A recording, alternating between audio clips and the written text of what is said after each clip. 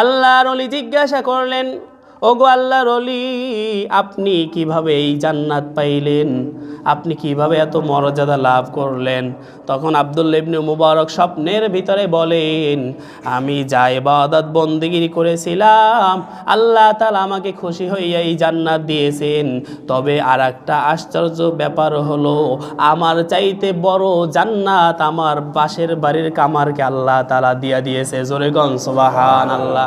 আমি এত বড় মুহাদ্দিস, এত বড় আবেদ হওয়ার পরেও আমাকে আল্লাহ যেই জান্নাত দিয়েছেন, বলে তার চাইতে বড় আশ্চর্যের বিষয় হলো একটা সাধারণ কামারকে আমার চাইতে বড় জান্নাত দেওয়া হয়েছে। জোরে কোন সুবহানাল্লাহ।